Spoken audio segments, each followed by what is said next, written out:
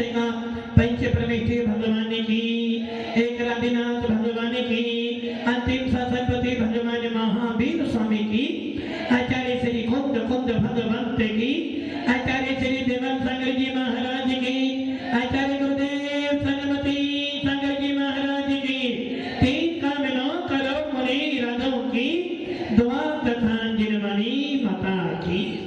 बोले वात्सल्य मूर्ति दिव्य तपस्वी आध्यात्म की राष्ट्र महातपो विभूति समनराज आचार्य 108 सुंदर सागर जी गुरुदेव की, गुरुदेव की, गुरुदेव की। भव्य आत्माओं, पावन दिवस, पावन बेला, और उस पावन बेला में मिला है हमें वीतराग शासन का पावन सानिध्य। भव्य आत्माओं, भगवान महावीर जिनके नाम मात्र स्मरण करने से हमारा सारा अमंगल मंगल में परिवर्तित हो जाता है। वीतराग भगवान का स्मरण करने मात्र से सारे दुखों से छुटकारा मिल जाता है।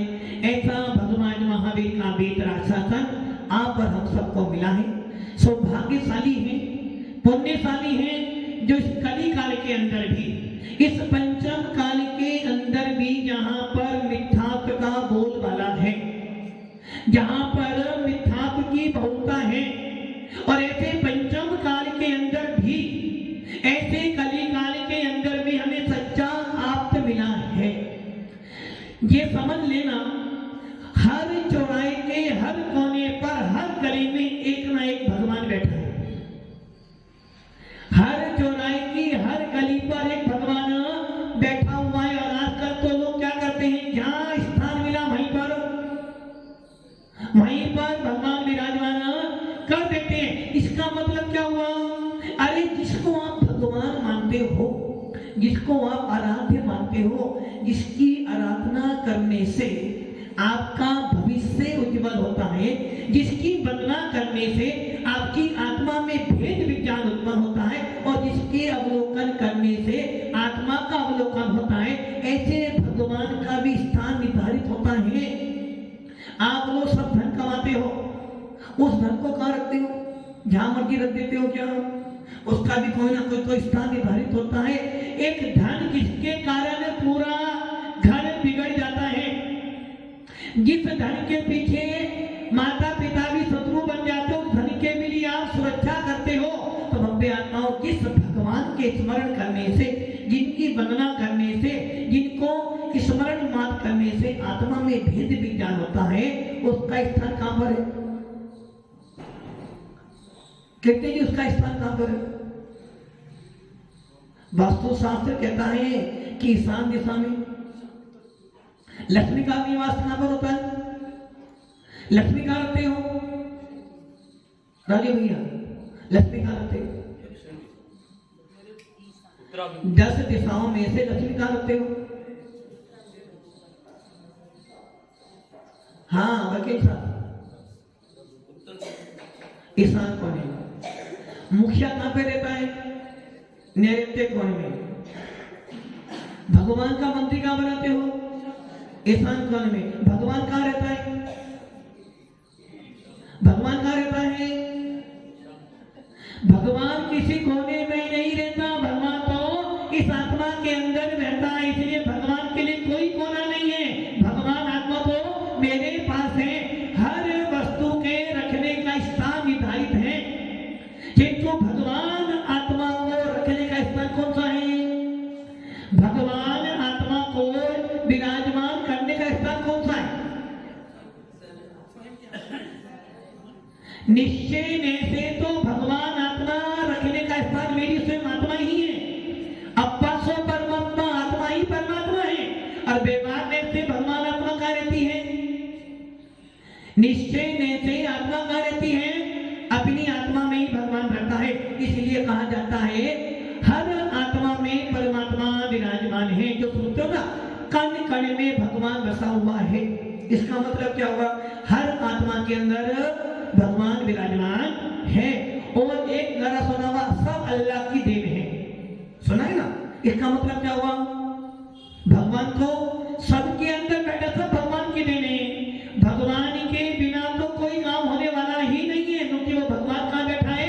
हर जीव की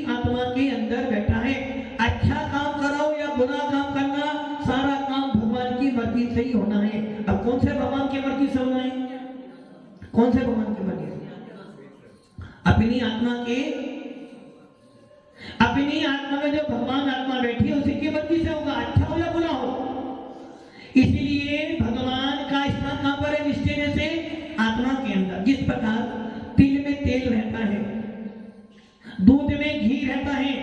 अब कोई आपसे पूछे तिल के कौन से भाग में तेल रहता है? तिल के कौन से भाग में तेल रहता है?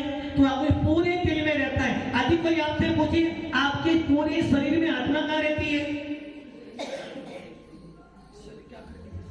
पूरे शरीर में आत्मा रहती है। आत्मा कहां रहती है? पूरे तिल के पूरे तिल में तेल व्याप्त है, दूध के प्रत्येक कण में घी व्याप्त है। तो आपकी आत्मा कहां विराजमान है? पूरे शरीर का ऐसा कोई प्रदेश नहीं कि आत्मा के प्रदेश नहीं हो। और यदि आत्मा के प्रदेश नहीं होंगे तो वो आत्मा का शरीर जो शरीर लेकर बैठे वो काम करने वाला नहीं है। इसलिए आत्मा कहां बैठी है? जिस प्रकार तिल में तेल व्याप्त है, मीठे में शक्कर व्याप्त रहते ही इस आत्मा के इस शरीर के प्रत्येक कण पर आत्मा व्याप्त है। इसलिए आत्मा में परमात्मा विराजमान है। ये निश्चय ने से हो गया। व्यवहार ने से आत्मा, व्यवहार ने से भगवान का विराजमान दिनाने में, व्यवहार ने से सिद्ध भगवान का विराजमान है, सिद्धालय में विराजमान है। यहाँ तो हमने मात उसकी परिदृष्टि बनाई है। इसलिए निश्चय ने से भगवान कहाँ है? मेरी आत्मा में। व्यवहार ने से भगवान कहाँ है? सिद्धालय में विराजमान है। और भगवान जब सिद्धालय में विराजमान है, व्यवहार ने से निश्चय ने से मेरी आत्मा भगवान आत्मा है, तो भगवान है कहाँ? मेरे पास ही भगवान है। इसलिए कौन कौन स्वामी प्रवचन सारे में कह रहे हैं कि भैया जब तक तू मंदिर जाएगा, जब जब वीतरागी मुद्रा देखेगा, जब जब इन मुनियों का दर्शन करेगा, तो क्या समझना, मोह और क्षोभ का विनाश करने के लिए तुझे क्या करना है? वीतराग मुद्रा देखकर, वीतराग साधु संतों को देखकर ये चिंतन करना है कि यही मुद्रा, यही सामर्थ्य, यही पात्रता मेरी आत्मा के अंदर भी विद्यमान है। जिस प्रकार दूध किसी का भी हो, दूध किसी का भी हो घी तो मिलेगा, शक्कर किसी की भी हो मिठास तो देगी। उसी प्रकार परम जीव कोई सा भी हो, हर जीवात्मा में परमात्मा तो विद्यमान है। मंदिर तो मात्र उस परमात्मा की याद करने के लिए जाना पड़ता है। मंदिर तो मात्र ये दिखाने के लिए जाना पड़ता है कि मैं भगवान को मानता हूँ। यदि कोई व्यक्ति मुनि राजों की बहुत सेवा करता हो, स्वाध्याय बहुत करता हो, मंदिर नहीं जाता, तो कहेंगे ये कौन? नास्तिक है। यदि कोई व्यक्ति बहुत दान करता हो और धर्म में दान ना दे तो कहेंगे भाई ये नास्तिक है, धर्म को नहीं मानता। वैसे ही जब आपको भेद विज्ञान हो गया है, सम्यक दर्शन प्राप्त हो गया है, तो ऐसा व्यक्ति मंदिर जाएगा। क्योंकि मंदिर जाने से मालूम पड़ता कि जैन है। जब मंदिर में जाते हो, यदि धोती दुपट्टा पहनकर अभिषेक करते तो लोग कहते कौन आ गया? कौन? सेवक, श्रावक, कौन है राजमन जी? और आप इन कपड़ों में मंदिर जाओगे, कोई आपको जैन नहीं कहने वाला। यदि आपके माथे पे तिलक है तो लोग कहेंगे हाँ जी जैन हूं। या हाथ में दीपक, डिप्पी, यदि हाथ में डिप्पी है तो आपको बोलना नहीं पड़ेगा कि मैं जैन हूं, अपने आप मालूम हो। और यदि धोती दुपट्टा पहना हुआ तो लोग में पुजारी आ गया कि भगवान के मंदिर में जा रहा है या अभिषेक कर कर आ रहा है। इसी प्रकार भव्य आत्माओं सम्यक दृष्टि जीव की पहचान के लिए कुछ चिन्ह होते हैं। जिस प्रकार कौन स्वामी के शासन में, वीतराग शासन में मुनियों की पहचान क्या बता दी? निर्गत भेद, पीछे कमंडल हाथ में हो, चेत लोग करते हो, और कल पात्र में 24 घंटे में दिन में एक बार हार, ऐसे साधुओं को दिगंबर साधु कहा जाता है। उसी प्रकार जो भेद विज्ञानी श्रावक होता है, जो सम्यक दृष्टि श्रावक होता है, उसका सबसे पहला चिन्ह क्या होता है? सबसे पहला चिन्ह उसका यही है कि जो भेद विज्ञानी है, जिनका वो स्पर्श होता है, उसका सबसे पहला चिन्ह है कि वो व्यक्ति देव कि साथ गुरु पे अटूट अटूट अटूट श्रद्धा करने वाला होना चाहिए। और जब श्रद्धा होती है, उस श्रद्धा के बल पर ही उसका व्यवहार सम्य दर्शन काम करता है। और आप लोगों ने सुना होगा, वारी सेन के बारे में सुना ना, क्या करा, सम्य दृष्टि था, जानता था, फिर भी मुनिराज को समझा। जो सम्य दृष्टि की होती है वो बार बार यही प्रयास करते किसी तरह भी धर्म की प्रभावना हो जावे। इसलिए आचार्य भगवंतों ने सम्य दर्शन के 8 गुण बताए, और उन 8 गुणों का आपके जीवन में बहुत बड़ा महत्व है। जिस प्रकार शरीर को चलाने के लिए क्या करना पड़ता है, वो शरीर को चलाने के लिए क्या करना पड़ता है, गाड़ी को चलाने के लिए पेट्रोल, और लाड़ी को चलाने के लिए क्या करेगा, क्या डंडा, लाड़ी को चलाने डंडा, गाड़ी को चलाने के लिए पेट्रोल चाहिए, लाड़ी को चलाने के लिए क्या चाहिए,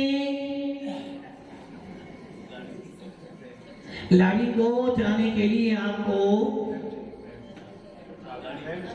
सावधानी चाहिए।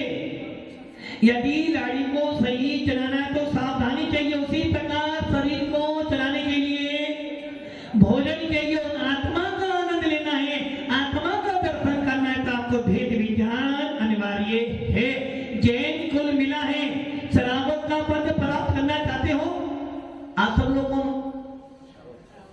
वकील साहब, कौन श्रावक हो, मुझे डाउट हो रहा है। धनपाल जी श्रावक हो पक्का, गाली भैया श्रावक, सुनील जी श्रावक हो, चेयरमैन जी श्रावक हो, सच्चे श्रावक, अच्छा झूठे श्रावक भी होते हैं। अरे भैया श्रावक किसे कहते हैं, श्रावक उसे कहते हैं श्रावणे, सरा मैंने सुनने वाला, श्रुति को सुनने वाला, श्रद्धावान तो बहुत छोटी बात है, जिसका मन जिनेन्द्र देव की वाणी में लगता हो, सरावक, वह मैंने विवेक रखता हूं। कैसा विवेक, कैसा विवेक, कहाँ माथा टेकना, कहाँ माथा नहीं टेकना है, और कहाँ मैंने क्या किया हुआ, जो आपने परिभाषा पढ़ी है, सा मैंने श्रद्धावान, कहा मैंने विवेकवान, कहा मैंने क्रियावान। किसकी श्रद्धा,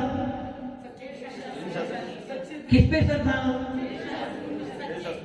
4 महीने 5 महीने पढ़ते पढ़ते हो गया कर्म कांड, 5 महीने से सुन रहे हो तत्वा सूत्र का दूसरा अध्याय, देवता गुरु। अरे देवता गुरु पे तो श्रद्धा होती है, किंतु सबसे पहले अपने भगवान आत्मा पे श्रद्धा कर। देवता गुरु की तो सेवा करते हो, किंतु अपनी आत्मा की चिंता नहीं करते हो, दान देते हो, यात्रा करते हो, मुनि राजों के प्रति अपनी जान तक भी दे देते हो, किंतु फिर भी मैं कौन हूं। राजीव भैया सुनिए जी, गुरुस्थान कौन सा, देखो वो अब दूसरा हो गया, लो राजीव भैया चलना छोटे में हो जाएगा जाते जाते। राजमान जी, बगीन साहब, सबसे चलना हो गया, अभी अब हुआ नहीं, चल रहा अभी हुआ नहीं है। मतलब कि ये ध्यान रखना, श्रावक जो होता है, श्रावक का मतलब क्या हो गया, श्रावक का मतलब श्रद्धावान तो हो, श्रद्धा तो तुमको। अच्छा मैं ऐसा बोलता हूँ, 7 वाड़ा में ऐसा कौन सा व्यक्ति, ऐसा कौन सा जैनी जो नमोकार मंत्र बोलता हो, नमो आईडी आनम बोले, किसी मुनि को ना मानी, ऐसे भी श्रावक हो सकते हैं क्या, है। किंतु जो नमोकार मंत्र बोलता है उसके बाद मुनि को देखकर उसके भाव नहीं बनते, वो कौन है, वो तो जैन कहलाने का अधिकारी ही नहीं है। और आप करो कौन है श्रावक, किस पे श्रद्धा कर रहे हो, देव साथ गुरु पे श्रद्धा कर रहे हो, अपने ऊपर श्रद्धा क्या करोगे। देव साथ गुरु पे श्रद्धा करने से सम्य दर्शन प्राप्त हो। उसे भीलने, कौन से भीलने, कौन से भीलने, जैसे कौवे के मांस से खाने का त्याग करता है, वो कौन था, वो कौन था राजू भैया, कौवे का मांस नहीं खाऊंगा, कौन था वो, राजू भैया अच्छा उनका नाम वो आके क्या बना? भगवान महावीर बना। किसी ने बताया? सुंदर सागर जी ने या सुगतमती माता जी, सुखदेवती माता जी ने। राजमंत्री कौन बना हो वहां पे? राजमंत्री कहां बना वो बाद में? राजा सैनिक। राजा सैनिक के जीव जब भीड़ की पर्याय में था, जब उसने एक मुनिराज से नियम लेते हुए कौवे का मांस नहीं खाऊंगा, इसका पालन करते करते करते करते कारण को बन बिंबिसार, राजा बिंबिसार था राजा सैनिक। और महावीर का जीव जब भीड़ की पर्याय में था, उसने क्या किया था? एक मुनिराज से नियम लिया था कि मैं मध्य मांस मधु का त्याग करता हूं, और 12 वर्षों को धारण किया, और कालांतर में वो नारायण भी बना, चक्रवर्ती भी बना, और अंत में जाकर भगवान महावीर बना, जिसको पूरा विश्व तीर्थंकर के रूप में पूजता मानता है। तो श्रावक का अर्थ क्या हुआ? श्रद्धावान, विवेकवान, क्रियावान। श्रद्धा किस पे कर रहे हो आप? किस पर? तत्व कितने होते हैं? 7। पदार्थ कितने होते हैं? 9। तत्व कितने हैं? 7। द्रव्य कितने हैं? 6। पदार्थ कितने हैं? 9। जानते हो ना? इन सारों में से 7 तत्व, 9 पदार्थ, 6 द्रव्यों में से आप कहां पर हो? कहां पर हो आप? कहां पर हो? पहले नंबर पर हो। पंकज जी पहले नंबर पर हो। आप पहले नंबर पर हो। पंकज जी पहले नंबर पर हो। नहीं, गुरु जी तो पहले नंबर पर है। आप बताओ, आप नंबर पहले पर हो? आप जीव तत्व हो। कैसे मालूम पड़ा आप जीव तत्व हो? आप जीव तत्व कैसे मालूम पड़ा? विजय कुमार जी जीव हो? विमल जी जीव हो? जीव हो? कैसे मालूम पड़ा? चेतना भी यहाँ नहीं है। आप जीव हो, कैसे मालूम पड़ा कि आप जीव हो? जानना देखना तो मोबाइल भी करता है। मेरे अंदर परिस्पंद होता है, मेरे अंदर वो शक्ति बैठी है, जिस शक्ति के बल पर मैं पूरे विश्व को देखता हूँ। मेरे अंदर भी केवल ज्ञान की शक्ति बैठी है, मेरे अंदर भी वो सामर्थ्य, वो पावर बैठी है। जिस प्रकार आपके घर में जो लाइट आती है, आपके घर में जब ये बल्ब जल रहा है, इसकी पावर कहां पर है? मीटर में। मीटर की पावर कहां पर है? ट्रांसफार्मर और उसकी पावर कहां पर है? जहां बिजली बंद, मतलब कि कहीं ना कहीं पावर है। लेकिन मेरी आत्मा की पावर कहां पर है? मेरी आत्मा की पावर तो मेरे पास में ही है। इसलिए मैं कौन हूं? जीव हूं। बस ये जीव तत्व आपको याद करना है इस सब में। इसके बाद तो काम भान। अच्छा, इसके बाद आत्मा भान निकल जाती है। जब तक गुरु महाराज के पास रहते हो, जब तक स्वाध्याय करते हो, तब तक तो बोल बोलता मैं आत्मा हूं, मैं आत्मा हूं, मैं आत्मा हूं। और जैसे ही जिनवानी छुटी, गुरुओं का साथ छूटा, फिर क्या होता है? फिर तो वही याद आती है, सवेरे उठना है, शाम तक वही काम करते रहते हो। इसलिए बंदे आत्मा 7 तत्वों के नाम जानते हो, परिभाषा भी जानते हो, किंतु सबसे पहले ये जान लो कि 7 तत्वों में से मैं कौन हूं? एक जीव तत्व भगवान आत्मा में हूं। कौन हूं मैं? नैना जी दुखी हो? अब उस लोग दुखी हुए हैं, बताऊंगी सोचकर। हाँ जी धनपाल जी, दुखी तो नहीं हो? दुखी नहीं हो?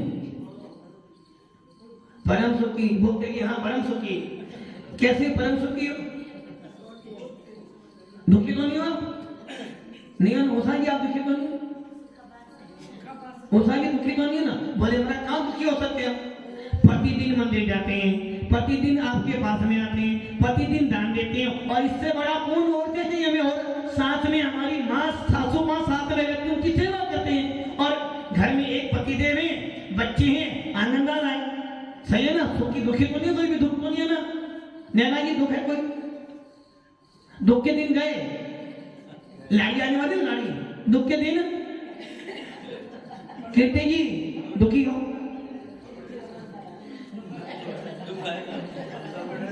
अभी तो दुखी नहीं ना, पैदल चलना नहीं है, गाड़ी लगी हुई है, लिफ्ट लगी हुई है, सुखी तो है।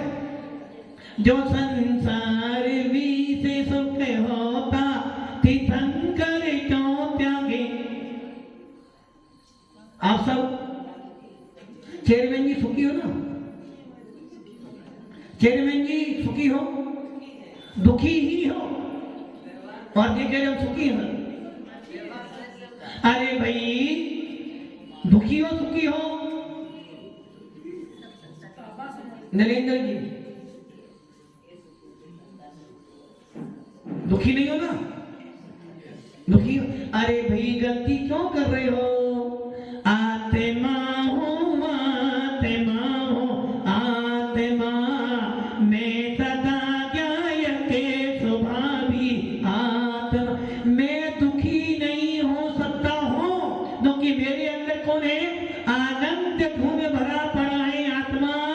दुखी सुखी नहीं होती आत्मा, तो आनंद में मंगल होती है। कैसी आत्मा? आनंद। आनंद कहां पर है? आनंद कहां पर है? आत्मा में आनंद है। जब भूत तेज बुखार आता है, जब हाँ वो सही, जब बहुत तेज बुखार आ रहा हो तो आनंद कहां रहता है? डॉक्टर के यहाँ गए। साधना जी यदि ठंडी में बाहर बैठना पड़े तो नहीं, महाराज के पास बैठना है तो आनंद नहीं आएगा, और घूमने के लिए शिमला जाना हो तो जब तो आनंद। जब शरीर में दर्द होता है तो आनंद कहां जाता है? डॉक्टर के पास। अरे भाई आत्मा को आनंद का पुंज है, आत्मा तो आनंद का सागर है। जिस प्रकार देवता के कंठ में अमृत भरा होता है, वैसे इस आत्मा के प्रत्येक प्रदेश पे आनंद गुण विराजमान है। किंतु होता क्या है?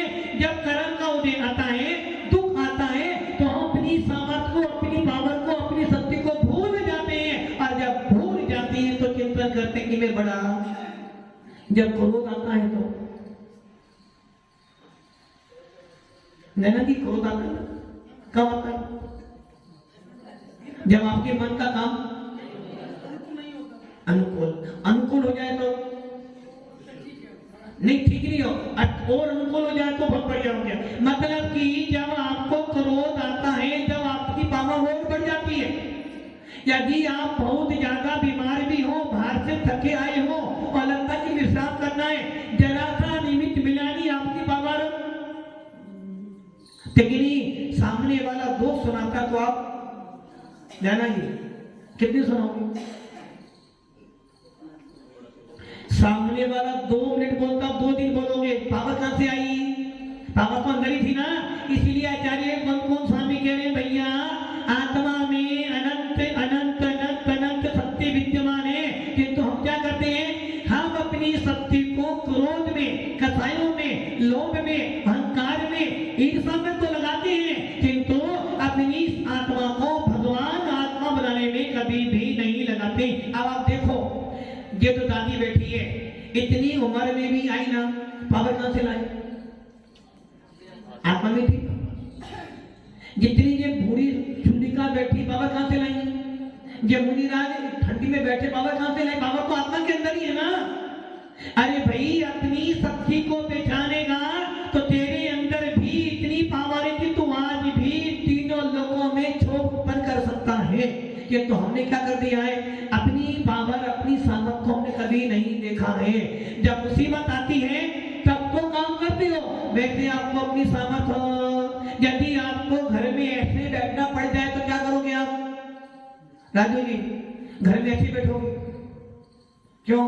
क्योंकि घर में पता है कि मेरे को पूछने वाले हैं, और यहाँ जाए कि नहीं भाई मुझे यहाँ अपने लिए काम करना है। इसलिए भव्य आत्माओं, अपनी पावर को समझो। तुम्हारी पावर इतनी है कि तुम चाहो तो आज भी केवल ज्ञान की प्राप्ति कर सकते हो।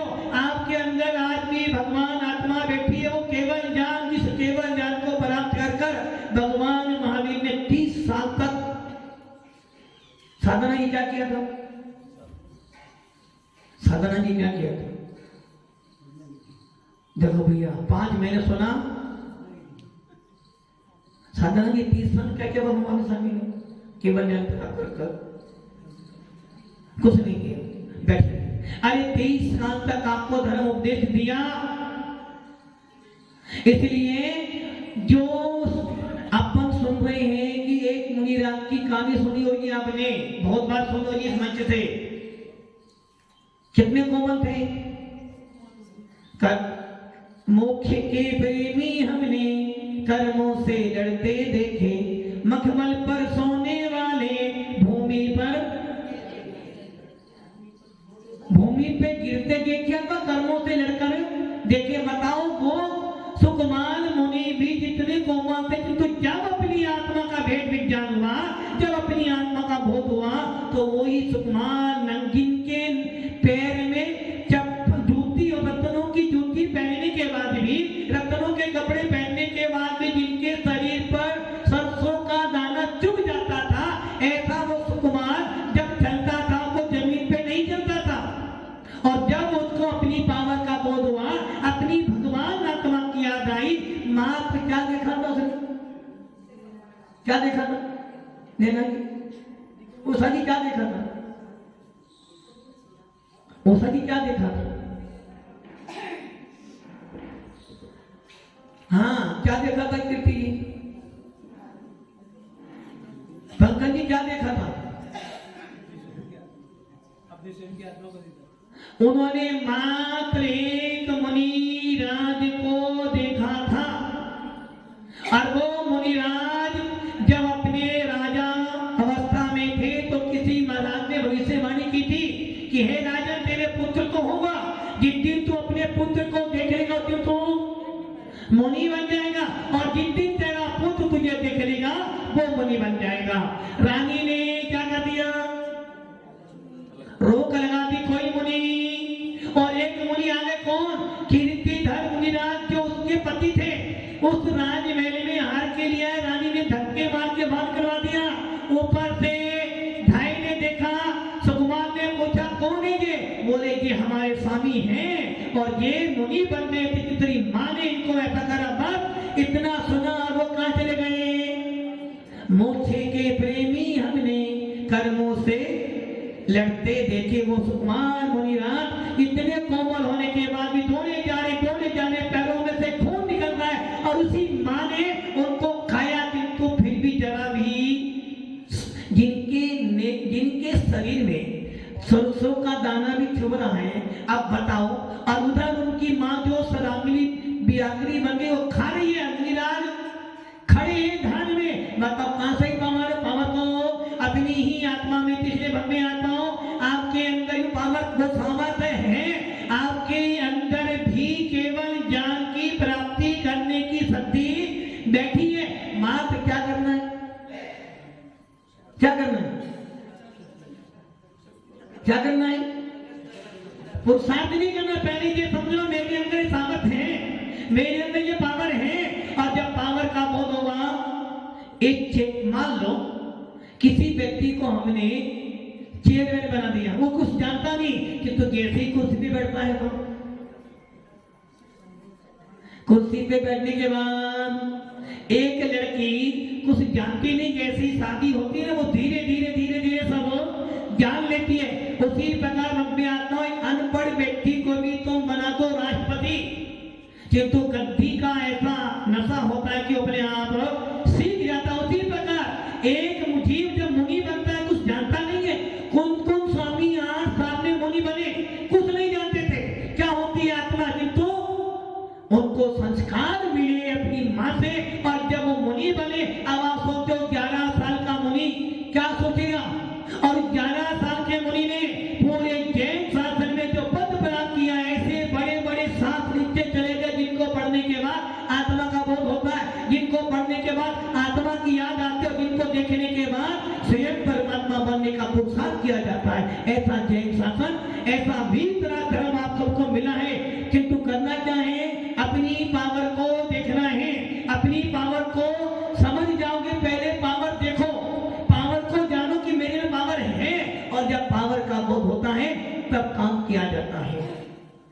प्रकार एक विद्यार्थी जब स्कूल में एडमिशन लेता है सबसे पहले कहाँ जाता है?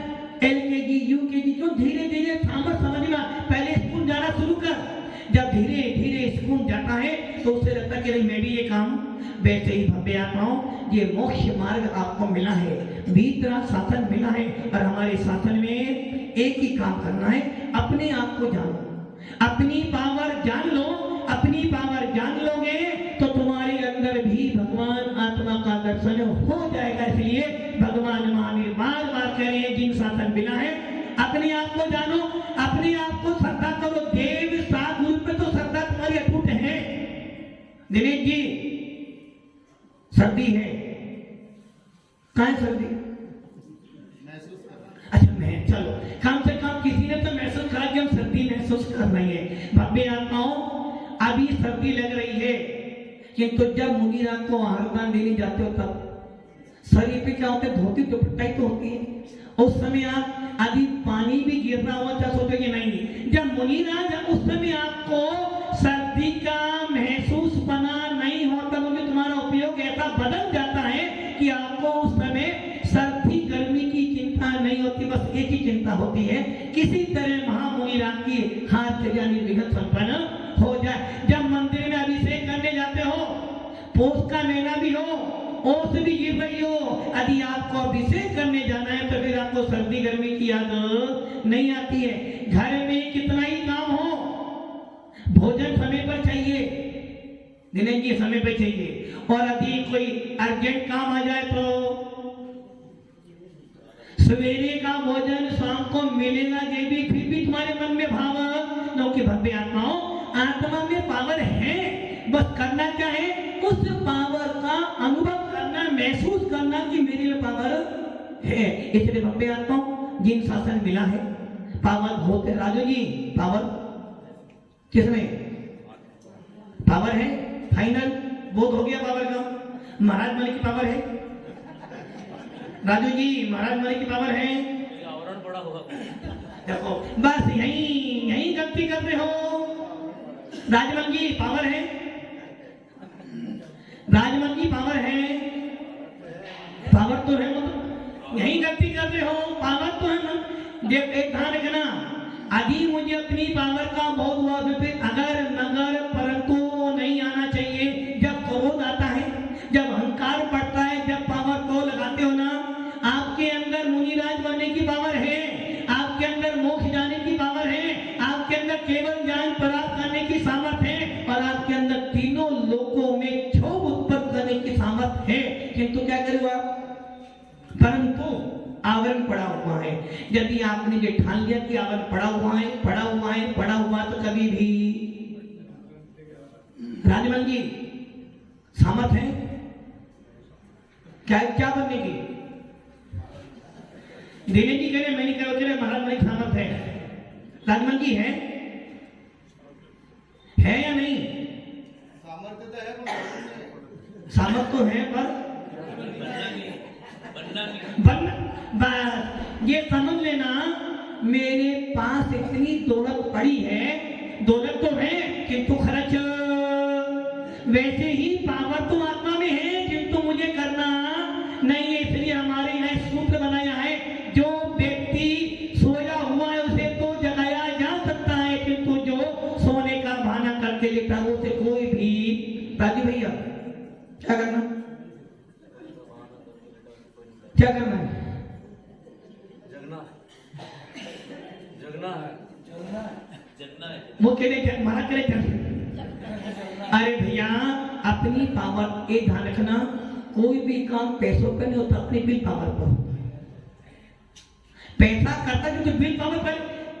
एक कहावत है, किसी धैर्य जी ने बोला था, धन कमाने के लिए